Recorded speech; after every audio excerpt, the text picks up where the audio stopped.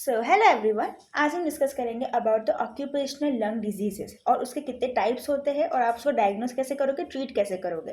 ठीक है। So video start करने के पहले आपको बता दूं कि eight the end of this video यहाँ पे मैं जो आपको नोट्स में से पढ़ा रही हूँ, इस नोट्स के पिक्चर्स आपको at the end of this video मिल जाएंगे। तो उसके स्क्रीनशॉट लेके आप बाद में रेफर कर सकते हैं। तो मेरा मतलब ये है यहाँ पे कि आपको अभी सिर्फ और सिर्फ एक्सप्लेनेशन पे ध्यान देना है, सिर्फ और सिर्फ समझना है, नोट्स बनाने में डिस्ट्रैक्ट नहीं होना है। ठीक है। सबसे पहले तो ऑक्यूपेशनल लंग डिजीज होता क्या है। Occupational lung disease as the name से मतलब कि जो लोग काम धंधा करते हैं, जो ऑक्यूपेशन करते हैं, ठीक है, उसकी वजह से जो लंग डिजीज होती है उसे हम बोलते हैं occupational lung disease. So group of lung disease that are consequent to repeated inhalation of dust, minerals, organic and chemical at workplaces. Means जहाँ पे वो काम करते हैं वहाँ पे डस्ट या मिनरल पार्टिकल या फिर ऑर्गेनिक या इनऑर्गेनिक केमिकल्स, ठीक है, उनके सांस में जाते हैं और लंग में जाके वो डिजीज कॉज करते हैं। ठीक है। Now severity of such lung diseases are directly related to the exposure, duration and type of material. Means exposure का ड्यूरेशन बहुत मैटर करता है and even type of material भी बहुत मैटर करते हैं, कौन सा टाइप ऑफ मटीरियल है। ठीक है, उसके बेसिस पे ही मेन तो हम क्लासिफिकेशन करते हैं ऑक्यूपेशनल लंग डिजीज को। ठीक है। और इवन ड्यूरेशन भी बहुत मायने रखता है कि कितने लंबे समय तक वो जो लाइक जो वर्कर है वो उस पर्टिकुलर डस्ट पार्टिकल या उस पर्टिकुलर ऑर्गेनिक या इनऑर्गेनिक मिनरल पार्टिकल के एक्सपोजर में रहा है। ठीक है। तो अब बात करते हैं about the types of occupational diseases. सबसे पहला तो है हमारे पास एस्बेस्टोसिस। ठीक है। एस्बेस्टोसिस, यहाँ पे देखो, एस्बेस्टोसिस होता है because of the asbestos exposure. ठीक है। बट एस्बेस्टोसिस का मतलब क्या होता है? पल्मोनरी या फिर diffuse pulmonary fibrosis which is cause by asbestos exposure. ठीक है। और एस्बेस्टोस एक्सपोजर के अंदर आते हैं कौन कौन से डिजीजेस, मतलब कि जो मान लो कि जो वर्कर है, ठीक है, वो एस्बेस्टोस के एक्सपोज लाइक कंटिन्यूसली एक्सपोज में आते हैं, वो उन कंटिन्यूसली उनके लंग में जा रही है एस्बेस्टोस। ठीक है। तो उनको उससे क्या क्या लाइक डिजीज होगी। ठीक है। That is the these four. और एस्बेस्टोस क्या होता है, एस्बेस्टोसिस क्या होता है? एस्बेस्टोसिस मतलब कि diffuse pulmonary fibrosis cause by asbestos exposure. ठीक है। तो एस्बेस्टोस एक्सपोजर के अंदर कौन कौन सी डिजीज आती है? That is the of course diffuse pulmonary fibrosis तो आएगा ही, मीन्स इसका दूसरा नाम क्या है? इसे हम एस्बेस्टोसिस भी बोल सकते हैं। Benign pleural plaques, primary bronchogenic carcinoma and malignant pleural mesothelioma. So these all are the disease caused by the asbestos के exposure से। ठीक है। एंड अगर आपसे कोई पूछे कि व्हाट इज एस्बेस्टोसिस, सो मतलब कि एस्बेस्टोस के एक्सपोजर से जो डिफ्यूज पल्मोनरी फाइब्रोसिस होता है लंग्स में, दैट इज द एस्बेस्टोसिस। और एस्बेस्टोस के एक्सपोजर से ये चार बीमारियां होती है। ठीक है। अब कौन कौन से ऑक्यूपेशन के कारण होता है? सो माइनर्स में होता है millers, manufacturers, construction workers, pipe fitters, shipyard workers, automobile technician में ये एस्बेस्टोसिस होता है। अब क्या होता है जब ये जो वर्कर्स होते हैं एस्बेस्टोस से कांटेक्ट में या फिर एक्सपोजर में आते हैं, तो एस्बेस्टोस के जो फाइबर्स होते हैं, एस्बेस्टोस के जो फाइबर्स होते हैं वो डिपॉजिट हो जाते हैं उनका रेस्पिरेटरी जोन में। ना व्हाट इज रेस्पिरेटरी जोन, हमने पिछले वीडियोस में डिस्कस किया है कि कौन कौन से आएगा? Respiratory bronchiole,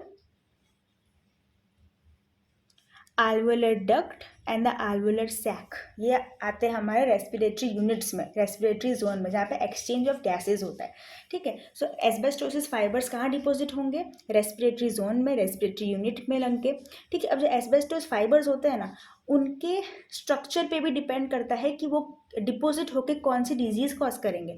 so if they are serpentine, that means curvy और फ्लेक्सिबल होंगे, तो वो क्या कॉज करेंगे? They will cause interstitial pulmonary fibrosis, lung cancer, interstitial pulmonary fibrosis and the lung cancer. While जो स्ट्रेट होंगे, straight and hard, somewhat hard means stiff, ठीक है, वो क्या कॉज करेंगे? Interstitial pulmonary fibrosis, lung cancer and the mesothelioma. ठीक है। Now अब क्या होता है कि because of the asbestos exposure and asbestosis क्या होता है, जो टिश्यूज होते हैं उसमें वेरी इंपॉर्टेंट वेरी इंपॉर्टेंट, आपको कोई पूछे कि एस्बेस्टोसिस में क्या होता है तो ये तो आपको बोलना ही है, क्या है, फेरोजीनियस बॉडीज या फिर एस्बेस्टोस बॉडीज जो होती है वो लंग्स में क्या हो जाती है, इकट्ठा हो जाती है, या फिर हम बोल सकते हैं एस्बेस्टोस फेरोजीनियस बॉडी जो है it is seen in the asbestosis patient, जो पेशेंट आएगा उसके लंग्स में आपको ये बॉडीज दिखेंगी। अब फेरोजीनियस बॉडीज जो होती है वो होती क्या है एक्चुअली में, सो फेरोजीनियस बॉडी को हम एस्बेस्टोस बॉडीज भी बोल सकते हैं। वो क्या होती है, गोल्डन ब्राउन कलर की होती है, golden brown fusiform beaded rod type होती है एंड डम्बल शेप की होती है। ठीक है, डम्बल शेप में क्या क्या होता है हम डिस्कस करते हैं। जो एस्बेस्टोस फाइबर्स होता है it is coated by the proteins and the ferritin that is the iron, that's why ferritin ferruginous, ठीक है, इससे नाम है। तो ये जो बीच का जो पार्ट दिख रहा है आपको, this is the asbestos body, और फिर यहाँ पे डम्बल शेप फॉर्म कर रहा है द फेरिटिन। ठीक है, so asbestos fibres coated by the proteins and the ferritin iron, that is the ferruginous body. Simple, they are golden brown in color, fusiform beaded rod, dumbbell shape structures. ठीक है, iron containing nodules, they are what, they are iron containing nodules in the alveolar septum. ठीक है, अभी कहाँ seen होते हैं, they are seen in the small airways और Bronco alveolar lavage, या तो एंड और स्प्यूटम में भी दिखेंगे वो पेशेंट के। ठीक है, तो like this is a very nice diagnostic way, हम डायग्नोसिस कर सकते हैं बाय स्प्यूटम और द ब्रोंको एल्वुलर लवाज करके पेशेंट का हम डायग्नोस कर सकते हैं कि उसको क्या हुआ है, ऑक्यूपेशनल लंग डिजीज कौन सी, एस्बेस्टोसिस। ठीक है, अब जो फाइबर्स होती है it is coated by the macrophages and even the ferritin is form by the macrophages. अब ना because of the asbestosis, because of the asbestosis क्या होता है, पल्मोनरी फाइब्रोसिस होता है मैंने कहा ना, because of the asbestos exposure, जो पेशेंट है वो कंटिन्यूस एस्बेस्टोस के एक्सपोजर में आया है। ठीक है, तो उसको कौन कौन सी डिजीजेस हो सकती है, तो ऑफकोर्स एस्बेस्टोसिस तो हो ही सकती है, और क्या हो सकते हैं हमने डिस्कस किया, benign pleural plaque, primary bronchogenic carcinoma, malignant mesothelioma. सबसे पहले हम चालू करते हैं with the asbestosis, that is diffuse interstitial pulmonary fibrosis. तो ये कहाँ होता है, seen in the lower lobes, plus और माइनस प्लूरल इफ्यूजन हो भी सकता है, नहीं भी हो सकता है। It is a kind of restrictive lung disease. और रेडियोग्राफी करोगे तो क्या दिखेगा आपको, स्मॉल लीनियर ओपेसिटीज दिखेंगी लंग में। ठीक है, अब बात करते हैं about the benign pleural plaques. This is the most commonly occurring disease over here. ये क्या होता है, दिस इज एसिम्टोमेटिक।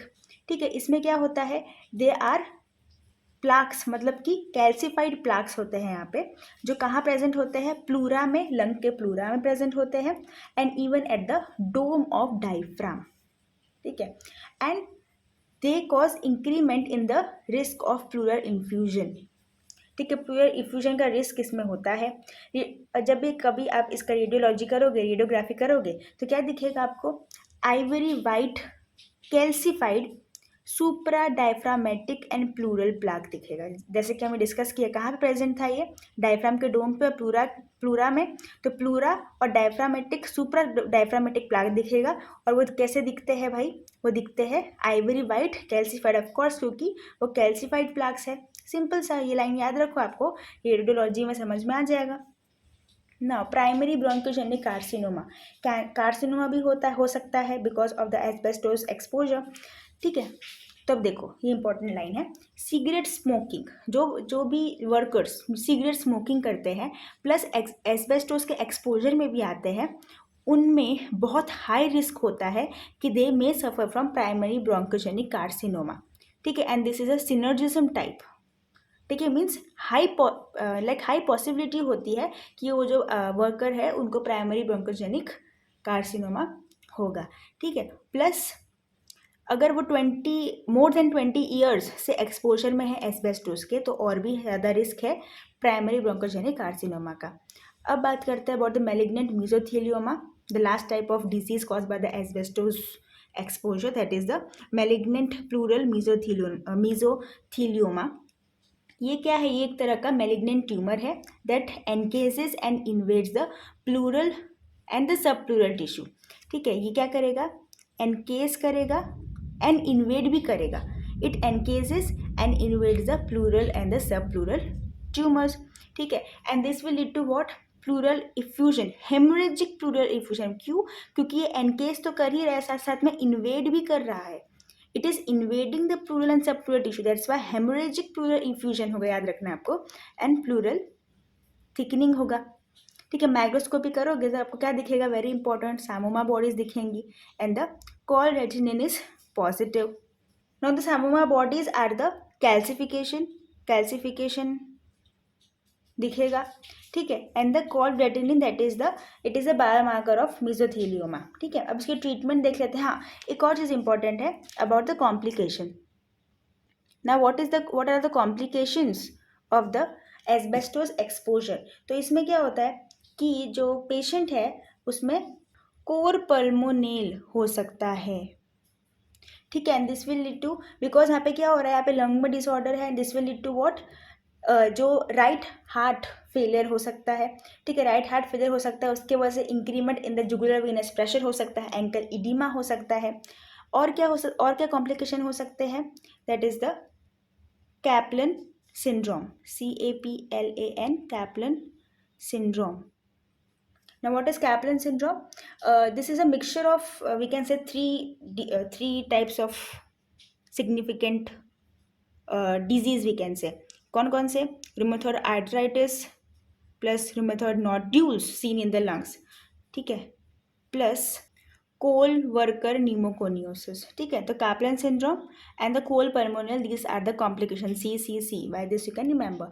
ठीक है, तो मेन तो ये चारों है यहाँ पे एस्बेस्टोस एक्सपोजर में। और एस्बेस्टोसिस क्या होता है? It is a diffuse interstitial pulmonary fibrosis.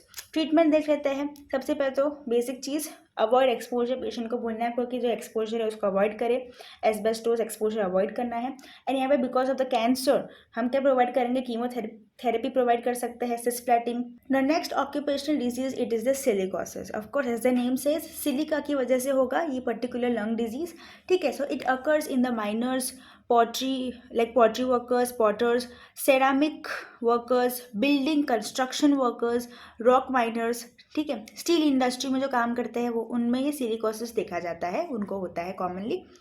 अब जो सिलिका होगा, it will enter inside the lungs. जो भी सिलिका होगा, ठीक है, it will enter inside the lungs. और इससे क्या होगा? जो सिलिका है,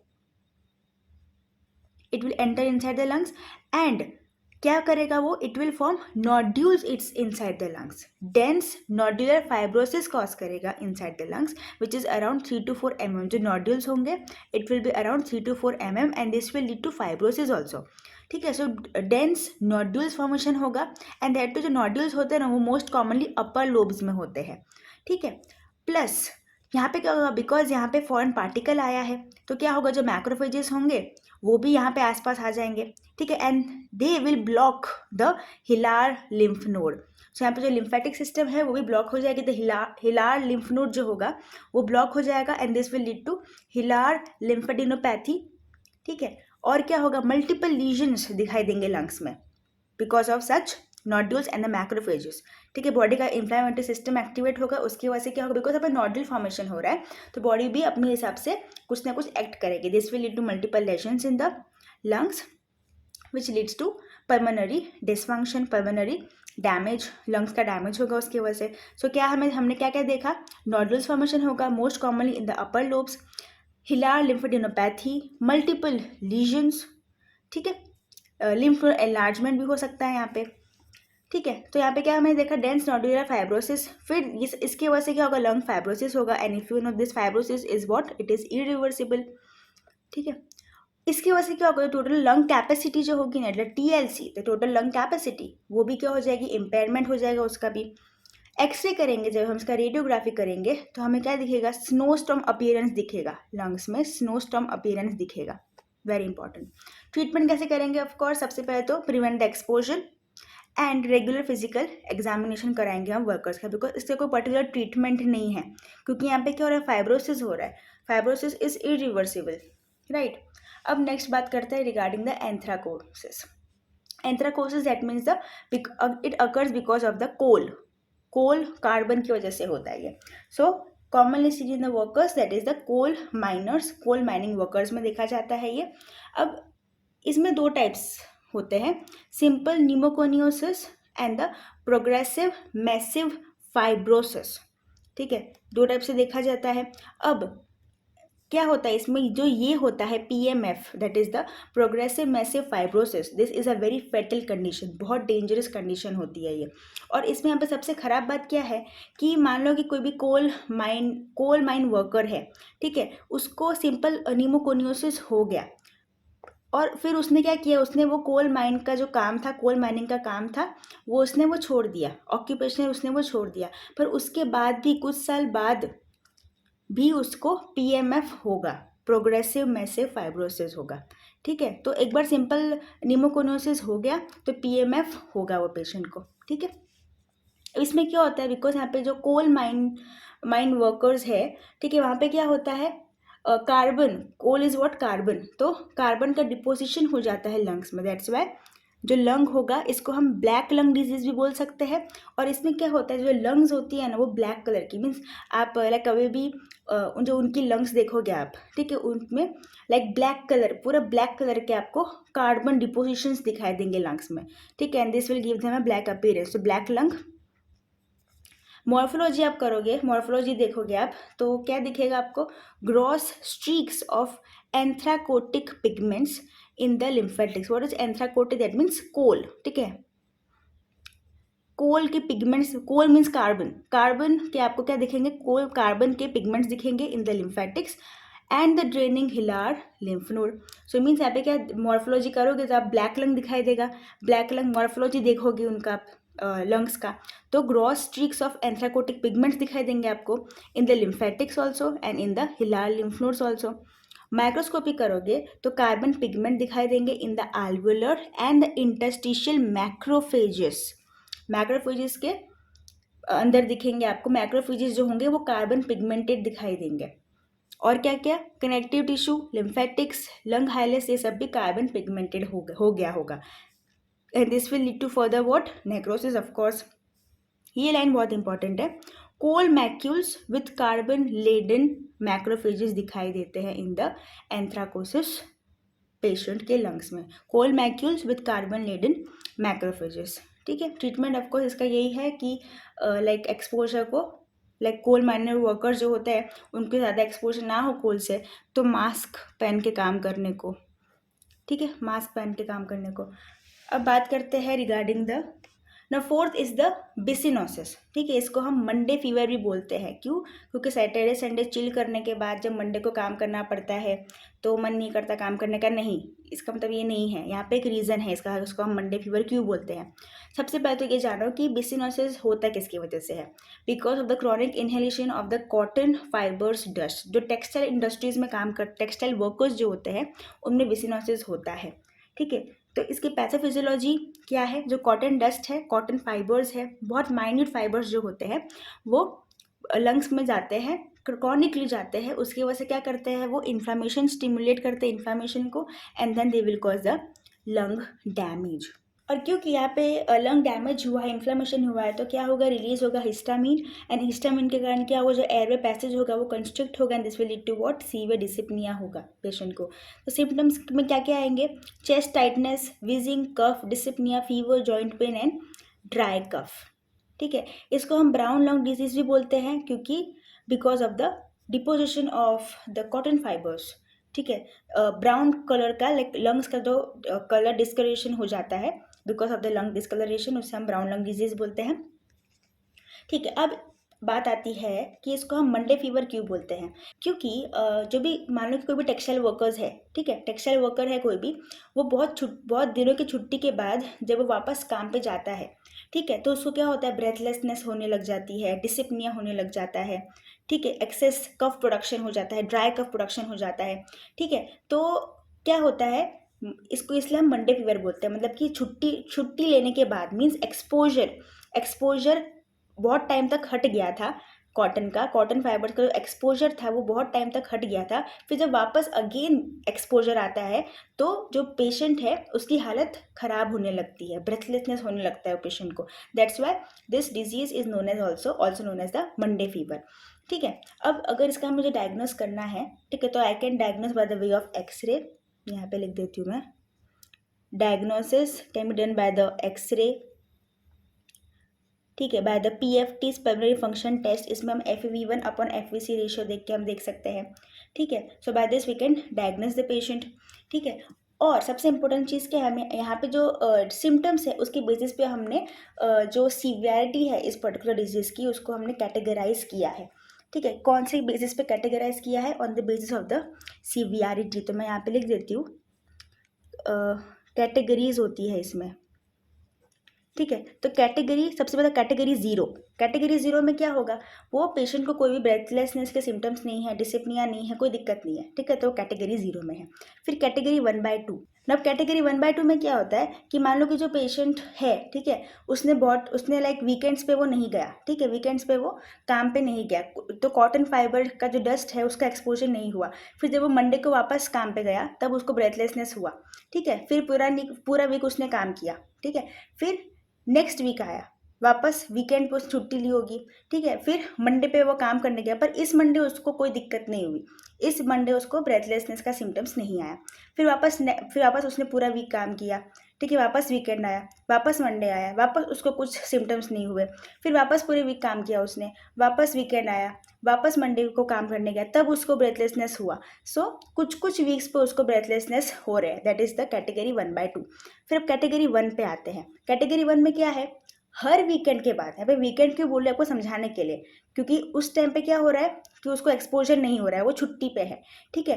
तो कैटेगरी 1 में क्या होता है कि छुट्टी के बाद जब कॉटन फाइबर डस्ट का एक्सपोजर नहीं है, उस छुट्टी के बाद जब वो काम पे जाता है, तो हर वीक, हर बार जब एक्सपोजर होता है, मीन्स छुट्टी ली उसने वीकेंड्स पे, फिर मंडे को काम करने गया, ठीक है, तो मंडे को सिम्टम्स आएंगे ब्रेथलेसनेस की, फिर उसने पूरा वीक काम किया, ठीक है। फिर वापस वीकेंड आया, वापस छुट्टी ली उसने, फिर वापस मंडे को काम करने गया, तो मंडे को वापस उसको सिम्टम्स है ब्रेथलेसनेस के। तो ये हर वीक यही चीज़ हो रही है, तो it is in the category 1। फिर कैटेगरी 2 की बात करते हैं। तो कैटेगरी 2 में क्या होता है कि जो वीकेंड्स पे छुट्टी ली, फिर मंडे को उसको सिम्टम्स आए, फिर मंडे के अलावा भी कुछ जो वीक वो काम करेगा तो कभी कभी उसको सिम्टम्स आएंगे।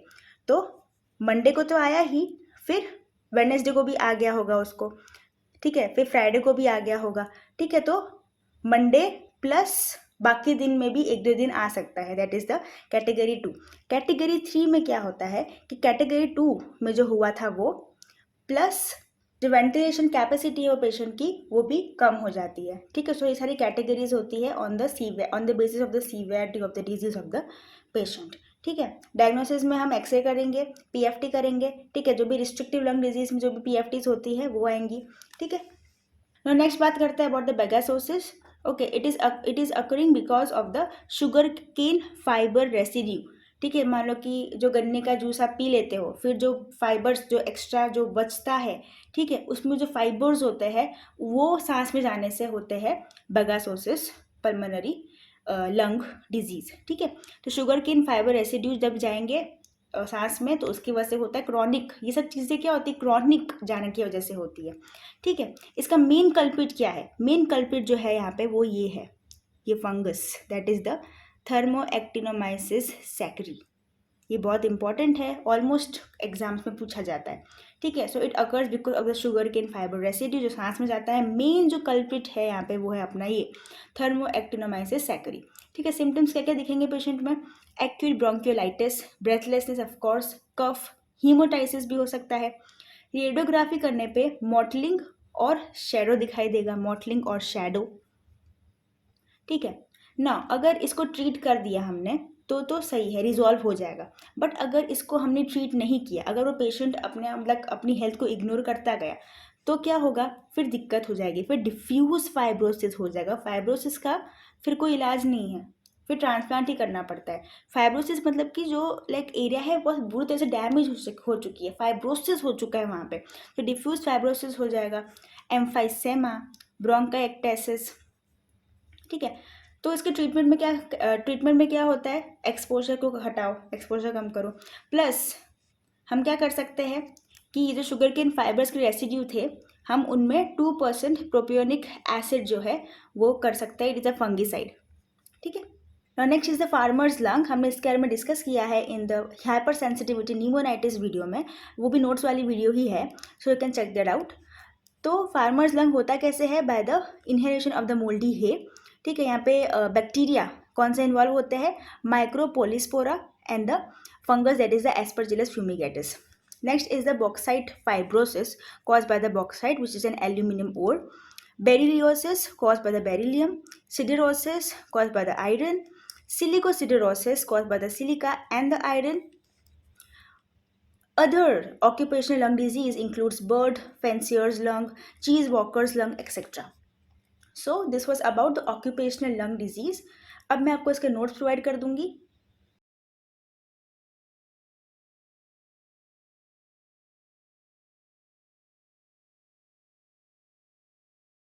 So I hope you found this video helpful. Thank you so much.